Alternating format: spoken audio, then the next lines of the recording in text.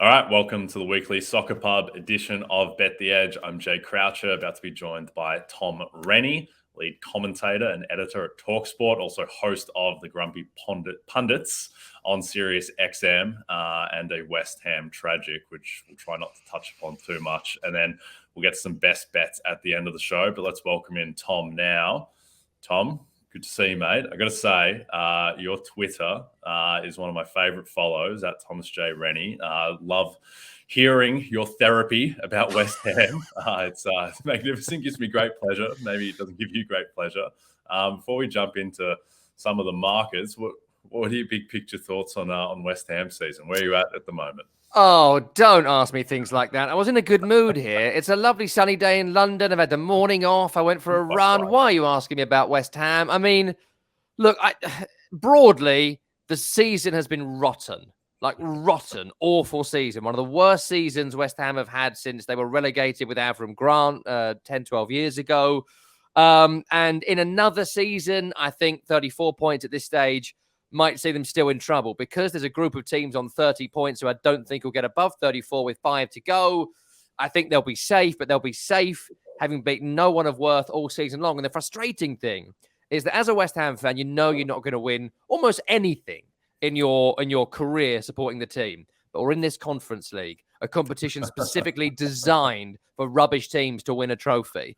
And we've somehow got to the semi-final without playing anybody any good. And all I want to do is win that trophy. They've got AZ Alkmaar next week, but they just need 2 more measly points to get to 36. And 36 gets you up in the Premier League and has done every year for 20 years. So just get that. Focus on the Conference League. The Premier League should win every year. The Premier League team should win every year, and I'll be happy. But until then, it's essentially been 10 months of constant anguish. Thanks for asking.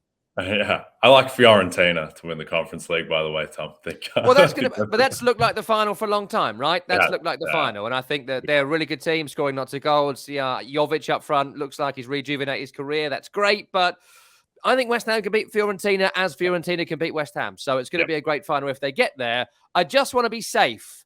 Be safe, and then I'll be in Prague watching the game. And if we lose the final at that point, then I'll cope.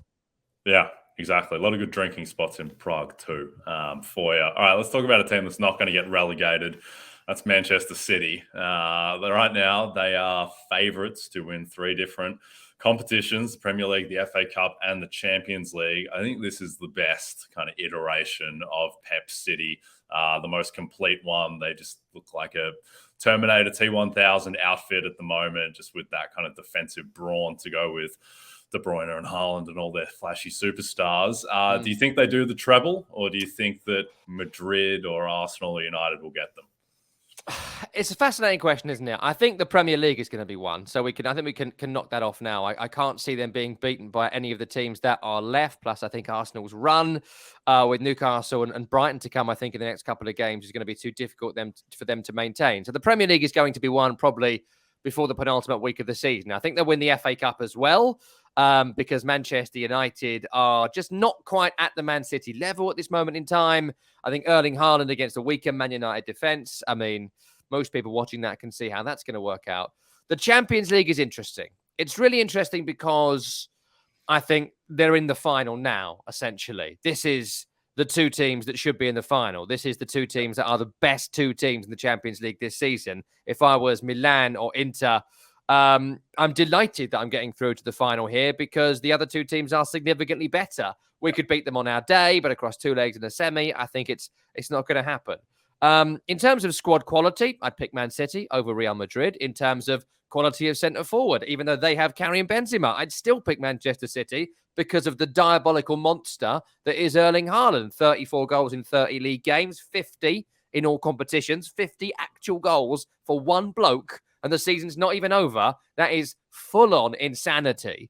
So I'd pick him. Defensively even, look at Real Madrid with people like Nacho and Rudiger. Would I rather have John Stones and Ruben Dias? Yes, I would. So every single element points towards Manchester City. But as people who gamble, as you and I do, it's not ever wise to bet against Real Madrid. That's all I'll say on that. I think definitely 2. But I just have a feeling Real Madrid will win the Champions League, because that's just what happens. Yes, I'm still scarred a couple of years ago being invested on Man City to win the Champions League, and then Pep did whatever he did against Lyon, which I'm still reeling from. I think Raheem Sterling might have missed a wide open goal as well. So yeah, there's always that element. And this matchup last year, it looked completely done, and then Madrided their way through. I do think it is a red flag that this Madrid team, I mean, they're 14 points back of a Barcelona team that got knocked out by Man United in the Europa League. So this Madrid team isn't as good, but can never count them out.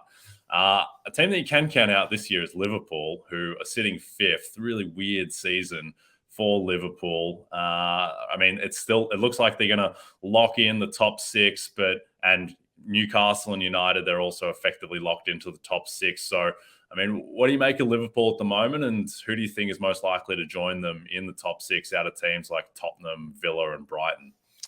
I think with Liverpool, the issues are pretty clear at this point. I think we've all spoken about it so much this season that it's been boiled down to some pretty obvious answers. Number one, the midfield has simply not had enough quality in it. In the last few years, they've lost Jorginho Wijnaldum. He was never really replaced. I don't think Fabinho's had a good year this year.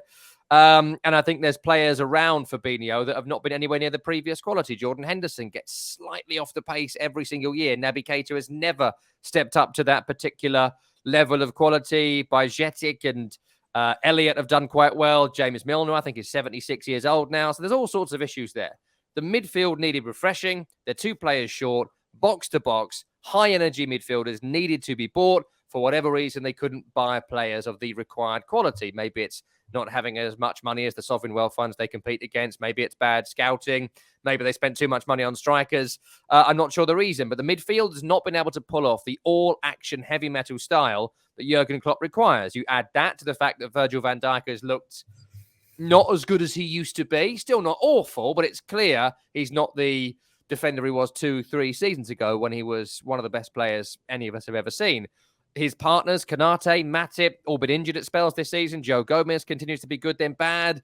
Alexander-Arnold, great going forward, not great defensively. And up front, they lost Sadio Mane. It was a huge loss. I think we all underestimated the loss that it was. Only now has Cody Gakpo started to deliver. Darwin Nunez has not been consistently good. And Mo Salah, despite having a decent season, has not had a season compared to his previous 25, 30 goal haul. So all the issues are evident. But I will say I went to the West Ham Liverpool game a couple of weeks ago.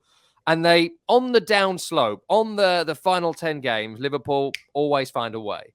And they're now grinding out results, grinding out victories, coming from behind to win games, coming from behind to draw against Arsenal a few weeks ago.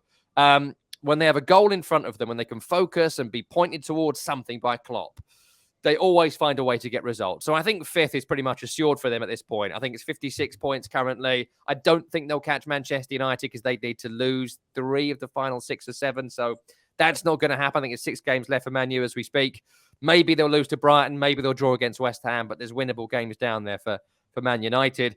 Of the other teams, the amazing thing to me is that going into the game the weekend at Anfield, Tottenham were the 5th best team in the country. Yeah. Isn't that mind-blowing? Isn't that 15th? Yeah.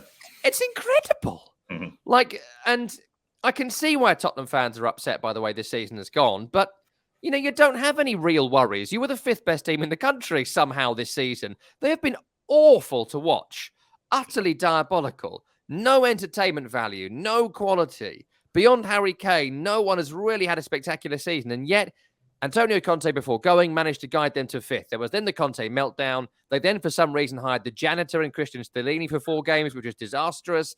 They then have brought in Ryan Mason, who at least has given a bit of professionalism and pride about Tottenham Hotspur, which was lacking under Stellini, certainly in the Newcastle game. But I think they might blow it, and they might blow it because they've dropped so many points in recent weeks and conceded so many goals. It might come down to goal difference with Aston Villa, with Brighton, and maybe even Brentford too, as they compete for top 7. Plus, we talk about Conference League. I mentioned it about West Ham earlier. West Ham are delighted to be in the Conference League. Villa would love to be in the Conference League. Brighton, Brentford too. Tottenham would spend the entire year besmirching it. They don't want to be in it. Last time they were in it, they had to cancel a game for whatever reason, may have been a COVID reason, and just decided, no, let's not rearrange it. Just cancel it. Just cancel it. Not bothered. So I hope they don't go in that league because they will denigrate it. And I think for Tottenham's sake, it'll be good for them to drop out. Personally, I'd love to see Liverpool, Villa and Brighton in European football, because they've all been at times great to watch this season. Tottenham, not so much. Yep, I think Brighton will ultimately get 6th. You mentioned 76-year-old James Milner. A guy who's 8 years younger than James Milner is Sam Allardyce at 68 years old. I know this is your favourite topic, Tom, so he tweeted about it earlier. So we bring that up. Sam Allardyce returns, the break glass in case of emergency for those listening. Sam Allardyce is back in the Premier League. This just seems absolutely bizarre that they've done this with 4 games left. They're hovering just outside the relegation zone, Leeds on goal difference, ahead of Nottingham Forest and others. Why don't you like this move, Tom? Well, look, it's so odd. It's just so odd, right? The cliche has been for many a year, you're in relegation trouble, what do? You call Big Sam. He came in at Crystal Palace. He came in at Everton. He came in at Sunderland. He came in at West Bromwich Albion. And at Sunderland, Palace and Everton, he kept them all up. At West Brom, he did not. He's already been at Newcastle, Bolton, Blackburn and West Ham. And in those years, he had relegation battles in the Premier League, famously keeping Bolton up with 40-plus points. West Ham went down that year, 2003, 42 points. No one has ever gone down since with over 40 points. The line has been around 36. So he has this reputation as he calls himself Red Adair, which is essentially a man from 100 years ago who you'd call in to save the day, right? So this is who Allardyce thinks he is, and to a point that is true. But the days of kind of Allardycean football of long past. He plays in straight lines. He gets teams to be fully committed. He gets them to knock it in the channel, win a corner, rough up the opponent. Now, if he came into Everton, or he came into Nottingham Forest, or even came into West Ham, for example, the squads they currently have, I can see it. He's coming into Leeds United, who have been managed by Bielsa and Jesse Marsh, and we can kind of forget Javi Gracia at this point. But Jesse Marsh and Bielsa, and Marsh was meant to be like Bielsa, but not totally mad. They are football players. They are delicate, tippy-tappy footballers. Sam Allardyce literally hosts a podcast called We Don't Like Tippy-Tappy Football. He isn't going to be able to turn this around with these types of players in this short space of time, in my opinion. The first 2 games, well, the first one is Manchester City at the weekend, Saturday. It's then a game against Newcastle, I think, so not much joy there. It's then West Ham, and I think maybe Tottenham the final day, certainly a tough game on the final day. Now, if he wins that West Ham game, and that's a possibility, West Ham might have lost every game to that point, they're still only on 33 points, and they'd still be below West Ham and potentially the others by that game. But I don't see how he can turn this around in this time frame to get the points required. And I read a couple of weeks ago when Dean Smith went in at Leicester, and what was that, maybe a month ago, a little bit less? No manager has ever been appointed from the 1st of April onwards and kept a team in the Premier League. Everyone appointed from that time onwards has got that team relegated. So if 6 weeks isn't enough, if 8 weeks isn't enough, there's no way 4 weeks is enough with the first game against Manchester City. Leeds are in total free-falling panic. They should have stood by Jesse Marsh if they were going to do this Javi Gracia thing. When they've done the Gracia thing, I know results have gone badly, but they should have seen it out with him. To bring in Allardyce now, I don't know. I wish him well as long as my team don't go down, but I just don't see it. The fit is bizarre. It's like going from a Picasso to graffiti on the train, going from Bielsa to Allardyce. It makes no sense. Yeah. Tom, you know what my favorite Allardyce story is? It's from Michael Cox's book, The Mixer, which is a wonderful book. And in that, he details how when Allardyce was at Bolton, I think back in 2003, and they just brought in Kevin Davies, and Kevin Davies, he was very overweight when he came in. So Allardyce brings him into his hotel room for a chat about how Davies, he's got to take care of his body and it's really important to do so. And people are calling you, Kevin, the Budweiser king behind your back, and you need to take care of yourself, which would be fine, except while he was doing that, Allardyce was in a dressing gown, drinking a glass of red wine, smoking a cigar, which is, I think, just the ultimate Allardyce thing, a man of absolute paradoxes. I don't think this is going to work either. And City are minus 700, which I think is 1-7 in fractions. So feels like there might be some value on City, honestly, at that price. Don't understand how they would possibly lose to Leeds. But yeah, good luck to Leeds. I think it's a more interesting Premier League with Leeds in it. But yeah, it certainly feels like they are going to go down. And hopefully hopefully your hammers stay up, Tom. Thanks so much for joining, mate. Can you tell people what you're working on? Yes, so you'll be able to hear my podcast, Week in the Tackle, right now. That's available wherever you get your podcasts. You can watch the show on YouTube as well. I'm hosting Grumpy Pundits on Sirius XM-FC Tuesday, Thursday, and Friday across the USA. I'll be doing play-by-play commentary for TalkSport's international team all around the world, the USA, Canada, Mexico. Find out our partners there, Sirius XM being one of them. And you can find me on Twitter as well, at Thomas J. Rennie. That's loads of ways. You've got no excuses not to. Brilliant. Thanks, Tom, and good luck to your hammers. All right. Before we bring in Drew Dinsick and Brad Thomas, talk about best bets for the weekend in the Premier League. A reminder to download the RotoWorld app to receive breaking player news all season long. Stay ahead of the competition by favoriting players on your roster. Get the latest injury updates, player news, and much more delivered right to your phone. It's available in the App Store today. All right. Always fun chatting to Tom. Let's bring in Drew and Brad. Drew Dinsick from a terminal in LAX, which is one of my 3 least favorite airports. But he is headed to Kentucky, where I'm about to head as well. We're going to do the show, I think, on site tomorrow, or anyway, from the state of Kentucky. We'll see. Brad, good to see you too as well, mate. Let's talk about the relegation market to start. Southampton are minus 10,000 to get relegated. That's no good. Leeds are minus 189. Everton minus 162. Forest also at a minus number. And then you've got City. And then Tom's Hammers are 33 to 1. Brad, who do you think goes down? Man, I actually think this pricing is pretty accurate. Southampton, Leeds, and man, I gotta say Everton. If you think about it, Forest, they play pretty well at home. Leicester City has Jamie Vardy, who is going to will himself, even if it kills him, for his club to stay up, even if this is his last season with Leicester City. And Southampton are god awful. Luckily, I'm on Southampton already and Leeds from preseason. So I'm gonna go with those 3. Yep, I like that. Drew, any best bet on the board here out of this? Well, I'm going to try not to get too excited. That interview with Tom was unbelievably entertaining, and his case about Leeds and the misfit was pretty. Couldn't say it any better than he did. So I'm going to try not to get too excited because I have a Leeds to get relegated ticket at plus money price that I'm pretty excited about. But I think this comes down to Everton versus Nottingham for the 3rd spot. And right now I'm going to lean Nottingham, although I give them credit for some more spirited performances as of late. Everton, for what it's worth, I think they can get enough draws down the home stretch to just poke their head ahead. Leicester for me is clear at this point. I think they're going to get a couple more wins here down this home stretch, but I think Nottingham is your 3rd team, and it's a weak lean for me. Yep. Okay, Brad, best bet of the weekend. What do you got? I'm going with Liverpool versus Brentford, and I'm taking both teams to score and over 2.5 goals. This has just been like an auto bet for any Liverpool match. That's hitting 6 out of 7. And what's crazy about it is it's not necessarily how great Liverpool's attack has been. We know they're getting healthier.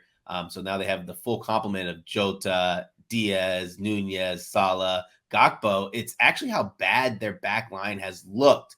Tom Rennie said it best. Virgil van Dijk has been basically a shell of himself. And then Brentford, they concede goals on the road and they score.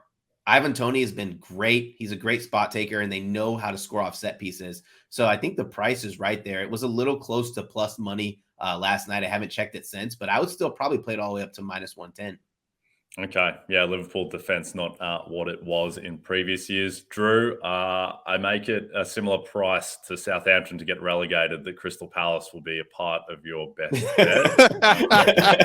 Palace is back, Jay. Did you see them versus the Hammers? That 4-3 win was huge. It was huge. Yeah. Palace is back. After a little bit of an exhale, they get themselves out of any kind of relegation trouble. They have a couple of speed bumps, but they are back now. They're on the right track. And I got to tell you what, Spurs have been miserable keeping teams off of the scoreboard so far, particularly late in this season here. So I think you're going to see both teams to score. I looked very hard at over 2.5. I was shopping around prices for over 2.5, but then when I saw both teams, the score was minus 130, almost the same price. It really just didn't compute to me because I think either of these teams live to get 2-3 goals. And realistically, I would look at The fact that the past performances between these two, with a kind of alternating clean sheets, is not really indicative of the form or the style of play that both teams are bringing to the table right now. I could see both teams to score getting home by first half here, but minus 130 is not the correct price for me. I would make this closer to minus 150. So BTTS for me between Crystal Palace and the Spurs. Okay, I love it. The Crystal Palace segment, another installment. This is it's a bet that makes you nervous. It's like betting on Steph Curry under threes, but I'm taking Man City Leeds under 3.5 goals. Leeds may not cross the halfway line in this game. I think that Allardyce is just going to absolutely park the bus. He made a point in his intro press conference that we need to stop needing to score 2 goals to win games, which is pretty ominous. So I think that even if they don't really have the personnel, I think that they are going to do whatever they can to keep this a low-scoring game. Goal difference is important for Leeds as well. They're very neck and neck with Everton. So it feels like a City 3-0 win for me. So I think that they will be able to mitigate the damage a little bit. But, it could get ugly. But I think that the 3-0 is about right. Okay, gentlemen, thank you very much for joining. Safe flying to you, Drew. I'll see you in the state of Kentucky a little bit later. Brad, I'll see you when I do. Thanks again to Tom Rennie. And don't forget to check out NBC Sports EDGE for more information to help you with your wagers. We'll be back tomorrow. Cheers.